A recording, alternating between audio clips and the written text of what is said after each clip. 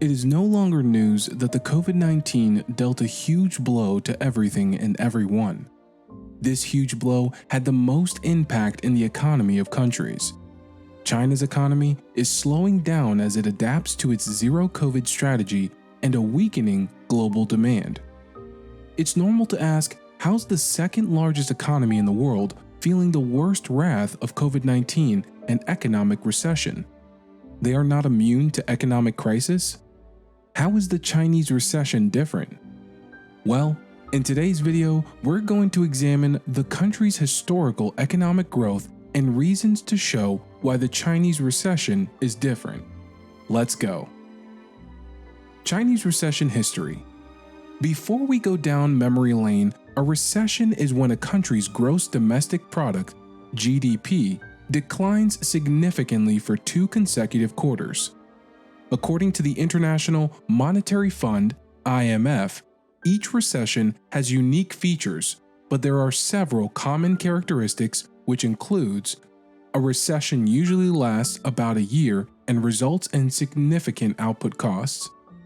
It is characterized by a 2% drop in GDP. In severe recessions, the output is nearly 5%. Based on data compiled by experts, China had a severe decline of more than 5% in its annual GDP growth rate in 1966 to 1967, 1971, 1974, 1976, and 1989, which could be seen as China's economic recessions. The country experienced a more than 2% drop in its annual GDP growth rate in 1972, 1979, 1981, 1986, 1995, and 2008. The most recent instance was in 2020, at the onset of the coronavirus pandemic. In 2022, China's economic growth slowed by 2.3% from 6% in 2019, as the country's strict restriction to put the coronavirus in check hit the economic activities. In the first quarter of 2020, China's economy declined by 6.8% year over year. The role played by the PBOC. The People's Bank of China is the country's central bank.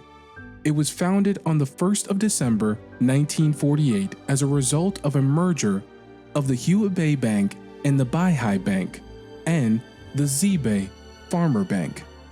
The State Council therefore decided to make the PBC a central bank in September 1983.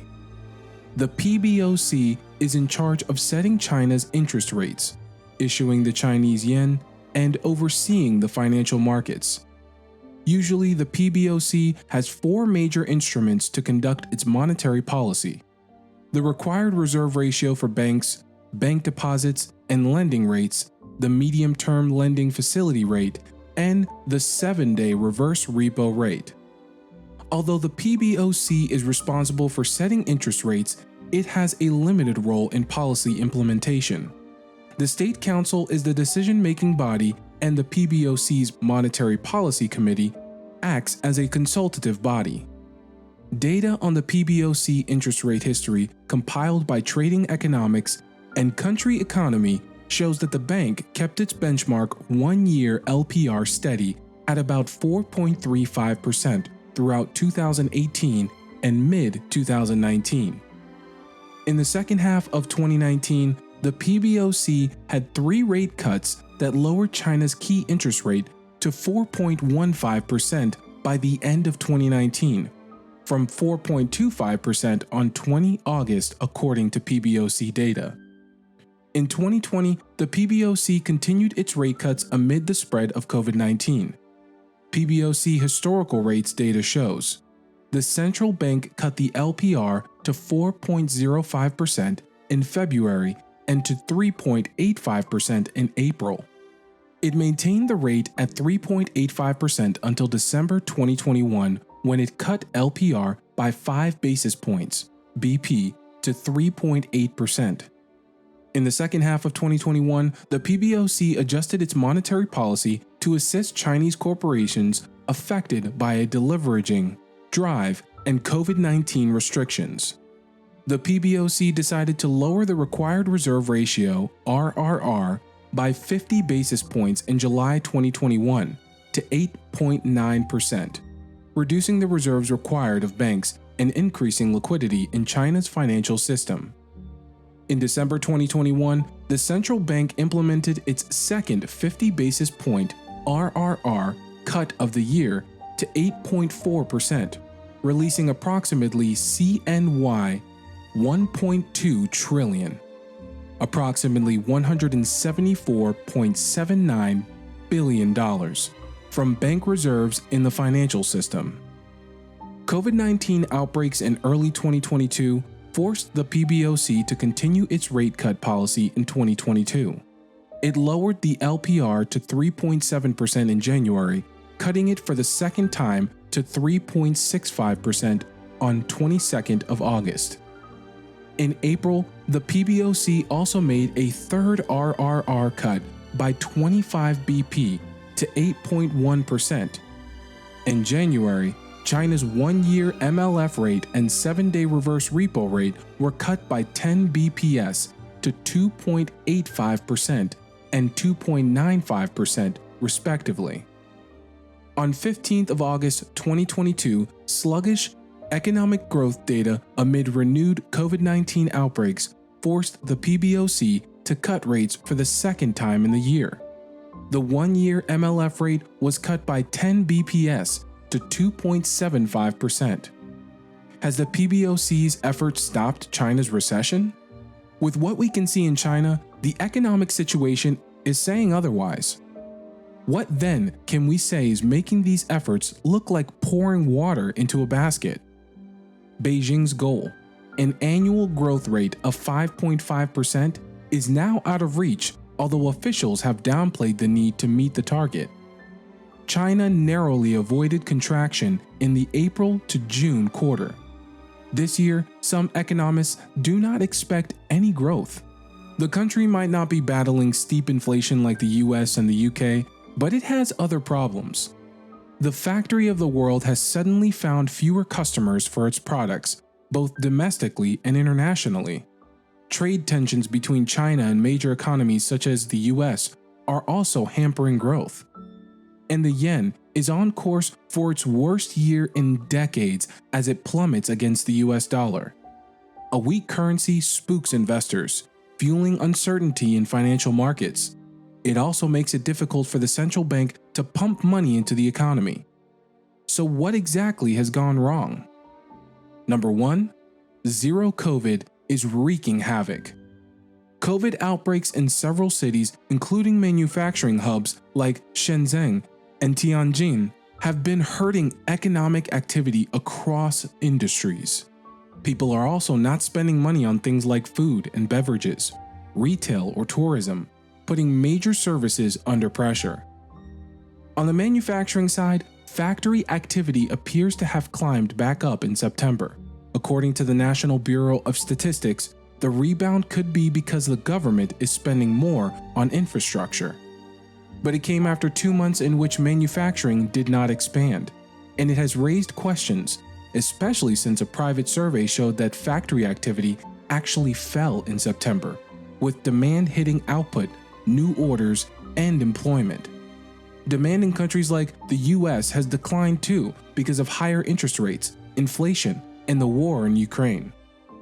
Number 2, Beijing isn't doing enough. Beijing has stepped in.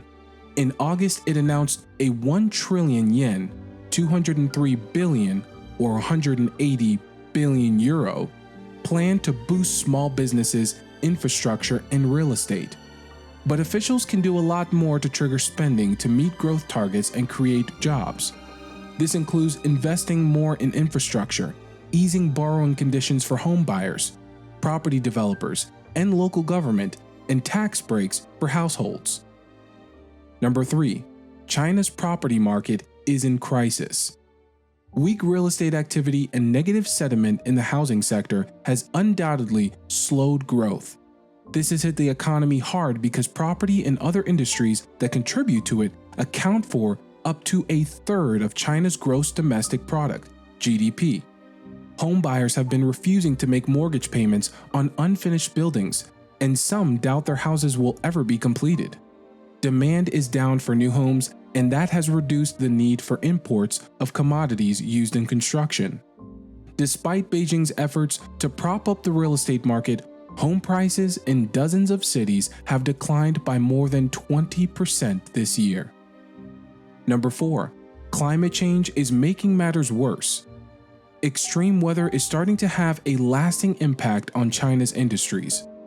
A severe heat wave followed by a drought hit the southwestern province of Sichuan and the city of Chongqing in the Central Belt in August. As the demand for air conditioning spiked, it overwhelmed the electricity grid in a region that almost entirely relies on hydropower. Factories, including major manufacturers like iPhone maker Foxconn and Tesla, were forced to cut hours or shut altogether. China's Statistics Bureau said in August that profits in the iron and steel industry alone were down by more than 80% in the first 7 months of 2022, compared to the same period last year.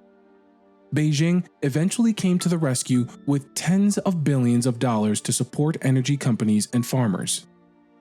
Number 5. China's tech titans are losing investors. A regulatory crackdown on China's tech titans, which has already lasted 2 years, is not helping. Tencent and Alibaba reported their first drop in revenue in the most recent quarter. Tencent's profits fell by 50%, while Alibaba's net income fell by half. Tens of thousands of young workers have lost work, adding to a job crisis where 1 in 5 people aged 16 to 24 are unemployed. This could hurt China's productivity and growth in the long run. Investors are also sensing a shift in Beijing.